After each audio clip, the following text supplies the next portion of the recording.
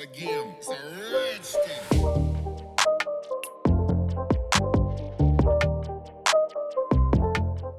अस्सलाम वालेकुम, मेरा नाम है जहाज़ हाशमी और ये है सुजुकी ऑल्टो वर्क्स 2016 मॉडल। ये सुजुकी ऑल्टो की 8th जनरेशन है जो कि वर्ल्ड वाइड 2014 में लॉन्च की गई थी और इस गाड़ी को 2021 में डिसकंटिन्यू कर दिया गया। पाकिस्तान में ये गाड़ी 2019 से आना शुरू हो गई थी, लेकिन वो गाड़ी इसका काफ़ी स्ट्रिप डाउन वर्जन थी। उसमें ये अच्छे फीचर आते हैं जैसा कि air bag, deductible side mirror, लेकिन स्टिल ये गाड़ी एक प्रॉपर बीस्ट है और उसकी वजह क्या है मैं आगे कवर करूँगा इस रिव्यू के अंदर। इस गाड़ी में सिर्फ स्वीकारो की आती हैं, इंजन इस गाड़ी में टर्बो चार्ज है और भी इसमें बहुत सारी चीज़ें हैं जो कि मैं आगे कवर करूँगा इस रिव्यू के अंदर। खैर अगर बात कीजिए स्पेसिफिक ऑल्टो की तो इसकी डिमांड 28 लाख रुपए है और ये गाड़ी साइकिल मोटरस्पोर्ट के पास अवेलेबल है। अगर आपने इस गाड़ी के बारे में कोई भी इंफॉर्मेशन लेनी है तो आप इस दिए गए नंबर पर कॉल कर सकते हैं या फिर आप साइकिल मोटरस्पोर्ट को विजिट कर सकते हैं जो कि रावलपिंडी में DH2 के गेट 1 के ऑपोजिट लोकेटेड है। साइकिल मोटर्स की टोटल 2 ब्रांचेस हैं, एक रावलपिंडी में मरी रोड पर लोकेटेड है और फिर एक रावलपिंडी में DH2 के गेट 1 के ऑपोजिट लोकेटेड है। इन दोनों ही ब्रांचेस पे गाड़ियों की बाइंग एंड सेलिंग के साथ साथ गाड़ियों के काम भी किए जाते हैं जैसा कि tints, wrap, ceramic coating, PPF, graphene coating. यहाँ पे गाड़ियाँ फेसिट भी की जाती हैं और उसके अलावा फिर यहाँ पे पेंट बूथ भी अवेलेबल है जहाँ पे गाड़ियों में बेस्ट क्वालिटी का पेंट किया जाता है। तो गाड़ियों में किसी भी तरह के काम के लिए cycle motors and cycle motorsports is the place. Overall it's a great Alto and today I am going to review it. Let's start with the exterior of this car. Looks के लिहाज से ये गाड़ी देखने में तो पाकिस्तानी ऑल्टो जैसी ही लगती है, लेकिन यहाँ पे बहुत सारे फीचर्स डिफरेंट हैं। इस तरह से कि इस गाड़ी की जो हेडलाइट्स हैं ये बाइजेनॉन वाली हैं, इसमें कि पोजिशन लैंप दिया गया है बाइजेनॉन वाला और उसके अलावा फिर इसमें जो इंडिकेटर हैं ये भी LED में आते हैं। इसकी पार्किंग भी LED में आती है वाइट कलर की और इसकी लुक भी थोड़ी सी डिफरेंट है पाकिस्तानी ऑल्टो से कंपैरेटिवली। फिर इसके अलावा इसमें फॉग लैंप भी अगेन LED वाले आते हैं और इस पर फ्रंट पे ये वर्क्स की बैजिंग दी गई है। जापानी ऑल्टो के अंदर फ्रंट पे यहाँ पे कोई ग्रिल नहीं आती, जबकि पाकिस्तानी ऑल्टो में यहाँ पे भी 4 एयर वेंट्स आते हैं। इसके अलावा इसके सिर्फ वहाँ पे 3 ग्रिल्स दी गई हैं। बाकी बम्पर की शेप इसकी थोड़ी डिफरेंट है और स्पेसिफिक कार में बॉडी किट्स भी लगी हुई हैं क्योंकि ये गाड़ी इसका वर्क्स एडिशन है। फिर इसके अलावा इसमें वाइपर्स वगैरह नॉर्मल आते हैं, लेकिन इस गाड़ी की हेडलाइट्स जो हैं ये ऑटोमेटिक फीचर के साथ आती हैं, यानी कि ये डे और नाइट को सेंस करके ऑटोमेटिकली ऑन या ऑफ होंगी। ये चीज़ वैसे अच्छी खासी महंगी कार्स में आती है जो कि इस गाड़ी में भी दी गई है। इसके बाद अगर बात कीजिए इस गाड़ी की साइड प्रोफाइल की तो ये लुक्स के लिहाज से काफ़ी हद तक पाकिस्तानी ऑल्टो जैसी ही है, लेकिन यहाँ पे काफ़ी सारी चीज़ें डिफरेंट हैं। वो क्या है मैं आगे कवर करूँगा अभी। फिलहाल अगर बात कीजिए इस गाड़ी की साइड मिरर की तो ये साइड मिरर रिट्रैक्टेबल भी है, एडजस्टेबल भी है और इसमें ऑटो का फीचर भी आता है। ये गाड़ी ऑन ऑफ करने के साथ साथ फोल्ड अनफोल्ड भी होता है। फिर इसके अलावा इसमें ऑल्टो के जेन्युइन एयर प्रेस दिए गए हैं और इसके अलावा जापानी ऑल्टो में एक चीज़ डिफरेंट है और वो ये है कि इसके फेंडर्स फाइबर की फिनिश में है। इसके फेंडर और ट्रंक मैं आगे कवर करूँगा अभी, ये फाइबर में आती हैं जो कि इसकी वेट रिडक्शन में काफ़ी ज़्यादा हेल्प करती हैं और weight reduction definitely fuel efficiency को और बेहतर बनाती है। फिर इसके अलावा इस गाड़ी में रिम भी 15 इंचेस के आते हैं जो कि मैं आगे कवर करूँगा और इसके अलावा इस गाड़ी में सॉफ्ट अनलॉक भी आता है। ये चीज़ अगेन बहुत महंगी कार्स में आती है बट इसमें भी दी गई है। यहाँ पर एक बटन दिया गया है जहाँ से आप इस गाड़ी को लॉक और अनलॉक कर सकते हैं लाइक दिस। फिर इसके अलावा इसके साइड मिरर के अंदर इंडिकेटर भी आते हैं। और अगर बात कीजिए इस गाड़ी की एब्सोल्यूट साइड प्रोफाइल की तो ऑल्टो बेसिकली एक एंट्री लेवल हैचबैक कार है, तो साइज़ में ये कोई बहुत मैसिव नहीं है। हाइट के लिहाज से गाड़ी थोड़ी नीचे है, यूजली जापानी 660 सीसी कार्स इससे थोड़ी ऊपर आती हैं, ऊंची होती हैं, लेकिन मेरे ख्याल से ये भी एक अच्छी शेप है जो कि काफ़ी एरोडायनामिक है और यही वजह है कि ऑल्टो एवरेज के लिहाज से बहुत अच्छी है और इसी वजह से ये गाड़ी 660 सीसी कार्स में बहुत ज़्यादा पॉपुलर है। पाकिस्तान में फ़िलहाल ये बेस्ट सेलिंग कार है।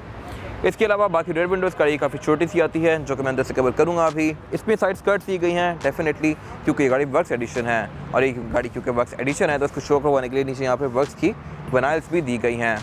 फिर इसके अलावा इसके बैक पे शार्क फिन एंटीना भी आता है और इसमें कट लाइन्स भी काफ़ी स्ट्रॉन्ग दी गई हैं। एक तो इसके डोर्स के आसपास कंटिन्यू करती है जो कि फ्रंट फेंडर से शुरू होकर रेयर फेंडर तक कंटिन्यू करती है और फिर इसके अलावा इसके व्हील के आसपास भी ये आर्चेस दी गई हैं जो कि इसके लुक को काफ़ी अच्छा बना रही हैं। फिर इसकी रूफ के अंदर भी ये लाइंस आती हैं। इसके बाद अगर बात कीजिए इस गाड़ी के रेयर लुक की तो ये गाड़ी जब वर्ल्ड वाइड लॉन्च की गई थी और पाकिस्तान भी जब लॉन्च की गई थी तो इसकी लुक पे काफ़ी ज़्यादा क्रिटिसिज्म आया था और इसकी वजह ये थी कि इसकी बैक से लुक काफ़ी हद तक सुजुकी रावी जैसी आती थी। उसमें लाइट्स इस तरह की आती हैं, बैक पे इसमें भी उस तरह की दी गई हैं, बट स्टिल टाइम के साथ साथ लोगों को इसकी आदत होती गई और अभी गाड़ी पाकिस्तान की बेस्ट सेलिंग कार है। लेकिन ये गाड़ी क्योंकि जापानी है और वर्क्स एडिशन है तो इसमें बैक पे काफ़ी सारा क्रोम दिया गया है, ट्रंक पे भी और नीचे बम्पर्स में भी। लाइट्स इस गाड़ी की वही हैं जो कि पाकिस्तान में आती हैं हेलोजन वाली, लेकिन इसके अलावा इसके बैक भी एक्सटेंशन ऐड की हुई हैं जो कि कंपनी से ही आती हैं वर्क्स एडिशन में।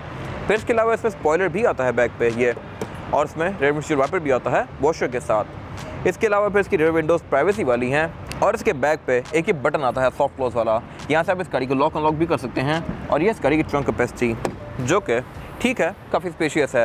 यहाँ पे आप एक बड़ा बैग रख सकते हैं या 3-4 छोटे बैग रख सकते हैं, लेकिन अगर आपने ट्रंक कैपेसिटी को ज़्यादा खुला बनाना है तो आप इसके रेयर बेंचेस को फोल्ड भी कर सकते हैं। ये पूरा ही बेंच फोल्ड हो जाता है। फिर इसके अलावा इस स्पेसिफिक कार में एक मज़ेदार फैक्ट ये है कि इसकी ट्रंक फाइबर की है। ये गाड़ी क्योंकि वर्क्स एडिशन है तो इसमें ये फाइबर आता है जो कि इसकी फ्यूल एफिशिएंसी को अच्छा बनाता है। फिर बाकी इसके बैग पे क्रोम वगैरह काफ़ी दिया गया है। एग्जॉस्ट इस गाड़ी में सिंगल ही आती है और इसके अलावा यहाँ पे कुछ खास है नहीं। इसके बाद अगर बात कीजिए इस गाड़ी के इंटीरियर की, इंटीरियर डेफिनेटली पाकिस्तानी गाड़ी से बहुत ज़्यादा बेहतर है और उसकी मेन वजह यह है कि इसमें सीट्स रिकारो की आती हैं। ये सीट्स बहुत ज़्यादा ग्रिपी हैं। इसकी साइड पे काफ़ी ज़्यादा पैडिंग दी गई है जो कि आपको इसके अंदर प्रॉपर ग्रिप करके बैठाती है और कॉर्नरिंग पे आपको बहुत ज़्यादा हेल्प करती हैं। इससे पहले इस तरह की सीट्स मैंने निसान GTR में देखी हैं और ऑल्टो में भी आती हैं। फिर इसके अलावा इसके इंटीरियर में सारी फ्रिल्स बहुत ज़्यादा प्रीमियम है। इसका स्टीयरिंग व्हील अगेन बहुत एडवांस है। इसके डैशबोर्ड में बहुत सारे फीचर्स आते हैं जो कि मैं आगे कवर करूँगा इस रिव्यू के अंदर। फिलहाल अगर बात की जाए स्पेसिफिक कार के स्टीयरिंग व्हील की, तो स्टीयरिंग व्हील इसका लेदर की फिनिश में है और इसमें रेड कलर की स्टिचिंग कंटिन्यू करती है जो कि RS या वर्क्स की थीम को मैच करती है। फिर इसके अलावा ये स्टीयरिंग व्हील मल्टीमीडिया वाला है। इसमें लेफ्ट पे जो कंट्रोल्स दिए गए हैं ये मल्टीमीडिया सिस्टम के हैं। आप यहाँ से वॉल्यूम अप डाउन कर सकते हैं और ट्रैक्स आगे पीछे कर सकते हैं। इसके अलावा इसमें सिल्वर कलर की फ्रिल्स भी दी गई हैं। ये स्टीयरिंग व्हील इतना ज़्यादा प्रीमियम है जो कि पाकिस्तानी ऑल्टो के अंदर जो सुजुकी का साइन होता है वो भी चीप प्लास्टिक का होता है, उस पर भी क्रोम भी नहीं आता। सुजुकी ने अपने साइन को भी कलर करने के लिए उस पर क्रोम यूज़ नहीं किया, जबकि स्पेसिफिक कार में स्टीयरिंग व्हील इतना प्रीमियम है। फिर इसके अलावा इसके जो राइट पे कंट्रोल्स दिए गए हैं ये हेडलाइट्स के हैं और इसमें हेडलाइट्स ऑटोमेटिक फीचर के साथ आती हैं, यानी कि डे और नाइट को सेंस करके ऑटोमेटिकली ऑन या ऑफ होंगी। ये चीज़ अगेन ग्रैंडी जैसी कार्स में आती है। फिर इसके अलावा इसमें फॉग का कंट्रोल भी दिया गया है। इसमें फॉग भी कंपनी से स्टैंडर्ड आती हैं। फिर इसके अलावा इसमें वाइपर नॉर्मल से आते हैं लेकिन बैक पे भी आता है वाइपर। फिर इसके अलावा अगर बात की जाए इस गाड़ी के मीटर की, तो मीटर भी इसका सिंपल ऑल्टो से बहुत डिफरेंट है। इसमें काफ़ी बड़ी वर्क्स की बैजिंग दी गई है। लेफ्ट पे जो डायल है इस पे मीटर का है और ये कार 7 पे जाकर रेड लाइन करती है। फिर इसकी स्पीड लिमिट भी 140 तक है जो कि गाड़ी बहुत आसानी से और बहुत जल्दी हिट करती है। फिर राइट पे एक MID क्लस्टर दिया गया है जो कि आपको बहुत सारी चीज़ें शो करवाता है, जैसा कि ट्रिप्स, एवरेज किलोमीटर पर लीटर। ये गाड़ी फिलहाल 16.9 की एवरेज शो करवा रही है। फिर इसके अलावा यहाँ पे ऑडोमीटर भी आता है और इसके अलावा बाकी वही सारी बेसिक चीज़ें जो कि हर कार में आती हैं। फिर इसके अलावा अगर बात की जाए इसके मीटर की हाउसिंग की, तो ये प्लास्टिक की फिनिश में है और बाकी सारा डैशबोर्ड भी चीप प्लास्टिक का ही है। बट ये कार क्योंकि इकोनॉमिकल सेक्टर की कार है तो मेरे ख्याल से इसमें डैशबोर्ड की बिल्ड क्वालिटी भी बहुत ज़्यादा मैटर नहीं करती। और इसके अलावा इसके डैशबोर्ड के सेंटर में एक मल्टीमीडिया पैनल लगाया हुआ है जो कि एंड्रॉइड पैनल है और इसके कंट्रोल्स स्टीयरिंग के साथ सिंक हुए हुए हैं। मैं यहीं से वॉल्यूम डाउन भी कर सकता हूँ, ट्रैक आगे पीछे भी कर सकता हूँ और मोड्स भी सिलेक्ट कर सकता हूँ, तो ये मेरे ख्याल से एक अच्छी चीज़ है। और ऑब्वियसली ये एंड्रॉइड पैनल है तो इसमें यूट्यूब इस तरह की सारी चीज़ें आप यूज़ कर सकते हैं। ये मोस्टली पाकिस्तानी कार्स में लगा हुआ नज़र आता है आपको। फिर इसके अलावा इसके एयरबैग्स के अंदर क्रोम भी आता है। अगेन ये चीज़ पाकिस्तानी ऑल्टो में नहीं आती और ये गाड़ी 2 एयरबैग्स ऑफर करती है, एक स्टीयरिंग व्हील में और एक डैशबोर्ड में। फिर उसके अलावा उससे नीचे यहाँ पे ड्रॉर ऑफर की गई है और यहाँ पे एक और काफ़ी बड़ी ड्रॉर आती है और उसकी वजह यह है कि ये कार मैनुअल है। ऑटोमेटिक वाली कार के अंदर यहाँ पे गियर आता है लेकिन स्पेसिफिक कार में ये मैनुअल शिफ्टर दिया गया है और इसकी गियर शिफ्टिंग भी बड़ी सेटिस्फाइंग है जो कि मैं आगे कवर करूँगा अभी। इसके अलावा फिर साथ यहाँ पे इसका क्लाइमेट कंट्रोल दिया गया है। क्लाइमेट कंट्रोल इस गाड़ी में सिंगल जोन ही है और ये ऑटोमेटिक है। फिर उसके अलावा नीचे यहाँ पे कुछ ब्लैंक स्विचेस दिए गए हैं, एक ड्रॉर दी गई है, एक सेंटर में काफ़ी बड़ा कप होल्डर आता है और उससे पीछे इसका गेयर दिया गया है। गेयर और कप होल्डर की हाउसिंग इसकी कार्बन फाइबर की फिनिश में है। इस गाड़ी में मैनुअल गेयर है और उसमें ट्रांसमिशन भी 5 फॉरवर्ड आती है, यानी कि इसमें 5 गेयर्स फॉरवर्ड हैं और फिर 1 रिवर्स है और उसकी शिफ्टिंग भी बड़ी स्मूथ है। आप इसको गेयर्स के बीच में इस तरह स्विच करेंगे लाइक दिस। फिर इसके अलावा इसके आसपास भी रेड कलर की स्विचिंग कंटिन्यू करती है। पीछे इसकी फिजिकल हैंड ब्रेक दी गई है और एक बैक पे कप होल्डर आता है। और ये इस गाड़ी की सीट्स जो कि रिकारो सीट्स हैं, इनकी साइड्स काफ़ी ग्रिपी हैं, ये फैब्रिक की फिनिश में है और इसके साइड्स पे एल्केन टायर दिया हुआ है। ये अगेन एक काफ़ी प्रीमियम मटेरियल है जो कि आपको लैम्बोर्गिनी जैसी कार्स में देखने को मिलेगा, बट इसमें यूज़ किया गया है। बैक पे फिर ये रिकारो की बैचिंग आती है। सीट्स में इसके यहाँ पे ये ओपन एरियाज दिए गए हैं जो कि आपके नेक को ठंडा रखने में हेल्प करते हैं। और इसके अलावा इस गाड़ी में साइड मिरर भी रिट्रैक्टेबल आते हैं, यानी कि आप इनको यहीं से बैठ के फोल्ड और अनफोल्ड कर सकते हैं लाइक दिस।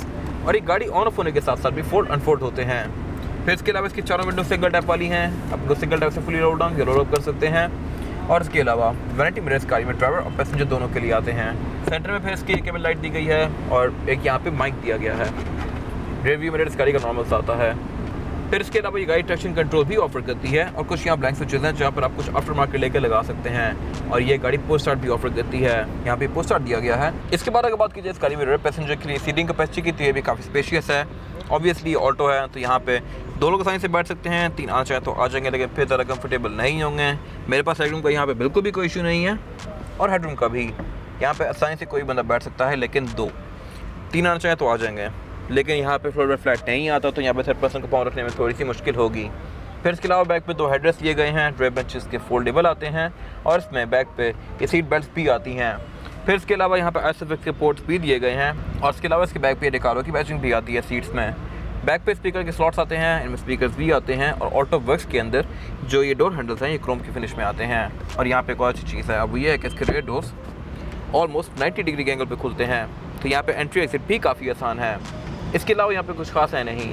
इसके बाद अगर बात कीजिए इस गाड़ी के इंजन की, तो ऑल्टो वर्क्स में जो इंजन आता है ये 660 सीसी टर्बोचार्ज, और ये गाड़ी अगर परफॉर्मेंस फिगर्स की बात की जाए तो ये कार 64 हॉर्स पावर प्रोड्यूस करती है with 110 newton metre of torque. ये परफॉर्मेंस फिगर सुनने में तो कि बहुत ज़्यादा नहीं लगते, लेकिन इस गाड़ी का वेट भी बहुत कम है। ये गाड़ी टर्बो है। और अगर बात की जाए बाकी गाड़ियों की परफॉर्मेंस फिगर्स की, तो होंडा सिटी या कोरोला वगैरह 1.3 जो होती हैं वो 90 to 100 हॉर्स पावर प्रोड्यूस करती हैं with 120-130 newton metre of torque, जबकि बॉडी साइज़ के लिहाज से वो गाड़ियाँ इससे बहुत बड़ी होती हैं। फिर ये गाड़ी है भी मैनुअल, तो ये गाड़ी आराम से परफॉर्मेंस में 13 सीसी गाड़ियों के साथ कम्पीट कर सकती है और ये 16 सीसी गाड़ियों के साथ भी जुड़ जाती है अगर आप इसकी शिफ्टिंग वगैरह सही करें तो। और इसके अलावा ये गाड़ी सिर्फ 660 सीसी होते हुए 5 स्पीड फॉरवर्ड ऑफर करती है। इसमें टोटल 6 गेयर्स हैं, 5 फॉरवर्ड 1 रिवर्स, और इसका गेयर शिफ्टर भी काफ़ी सेटिस्फाइंग है जो कि मैं आपको शो करवा चुका हूँ। फिर स्पेसिफिक कार में ये ऑटोक्राफ्ट ग्रीडी का एयर इनटेक लगा हुआ है, इसके ऊपर कार्बन फाइबर की ट्रिम ऐड की हुई है जो कि बड़ी अच्छी लुक दे रही है इसको, और इसमें डेफिनेटली कुछ अपग्रेड्स और भी की हुई हैं जिससे इसकी परफॉर्मेंस सिंपल वर्क से भी ज़्यादा बेहतर है। फिर इसके अलावा वर्क्स में कंपनी स्टैंडर्ड एक ये ऊपर स्टेबिलिटी बार आता है इंजन के ऊपर। ऐसे बार आपको मोस्टली परफॉर्मेंस कार्स में देखने को मिलेंगे जो कि शॉक टू शॉक जुड़े हुए होते हैं। परफॉर्मेंस के अलावा अगर बात की जाए फ्यूल एफिशिएंसी की, जो कि इस गाड़ी का मेन पॉइंट है, तो ये गाड़ी आपको एवरेज भी ठीक देती है। ये आपको आराम से 13-14 तक की एवरेज दे सकती है डिपेंडिंग अपॉन ड्राइविंग पैटर्न। अगर आप इसको प्यार से चलाएं तो ये गाड़ी 17-18 भी चली जाती है। लॉन्ग पे ये गाड़ी 17-18 की एवरेज आपको दे सकती है, क्योंकि ऑब्वियसली एक छोटा इंजन है तो लॉन्ग पे कोई बहुत ज़्यादा अच्छी एवरेज नहीं देता। फिर बाकी इसके बोनट के अंदर कोई इंसुलेशन वगैरह नहीं आती, बोनट इस गाड़ी का स्टैंड से ही ओपन होता है और इसमें पे ABS वगैरह आती है जो कि इस राइड को अच्छा बनाता है, और स्पेसिफिक कार्बन ट्रैक्शन कंट्रोल भी है। इसके बाद अगर बात की जाए टायर साइज़ की, तो टायर साइज़ जो आता है ऑल्टो वर्क्स में ये 165, 65 और 15, इसमें 15 इंचज़ का रिम दिया गया है, जबकि यूजुअली इस साइज़ की कार में टायर और टाइम 13 या 14 इंचज़ के आते हैं। और इसके अलावा टायर भी इस गाड़ी में ऑलमोस्ट न्यू है, ये आपको 30-40 हज़ार किलोमीटर तक अच्छी राइड प्रोवाइड कर सकता है। फिर बाकी इस गाड़ी में फ्रंट पे डिस्क ब्रेक दी गई है, बैक पे ड्रम ब्रेक्स आती हैं, लेकिन इस गाड़ी में क्योंकि ट्रैक्शन आता है, ABS आता है, जो इसकी राइड को काफ़ी अच्छा बनाते हैं। और इसके अलावा ऑल्टो वर्क्स में जो ब्रेक कैलिपर्स हैं ये रेड कलर में आते हैं। ये इन गाड़ियों की फिजिकल कीज़ हैं, ये जापानी कार की जो कि कीलेस है, और ये पाकिस्तानी कार की जिसमें की आती है। इन दोनों को आप बटन से अनलॉक करेंगे, लेकिन इस वाली की के साथ आप गाड़ी को चाबी यूज़ के बगैर भी अनलॉक कर सकते हैं। चाबी बेशक आपकी जेब में भी हो तब भी आप इसको अनलॉक कर सकते हैं, जो कि पाकिस्तानी कार में ऐसा नहीं है। फिर इस गाड़ी में पुश स्टार्ट आता है, जो कि पाकिस्तानी कार में आप फिजिकल की से इसको स्टार्ट करेंगे। ये था आज का रिव्यू। अगर आपको रिव्यू पसंद आया तो इस रिव्यू को लाइक कीजिए, मेरे चैनल को सब्सक्राइब कीजिए, और अगर आपके पास गाड़ी से रिलेटेड कोई भी राय है तो उसको कमेंट सेक्शन में शेयर ज़रूर कीजिएगा, ताकि वो लोग जो ये गाड़ी लेने वाले हैं वो आपकी राय से फ़ायदा उठा सकें। अपना ख्याल रखिएगा। Thank you.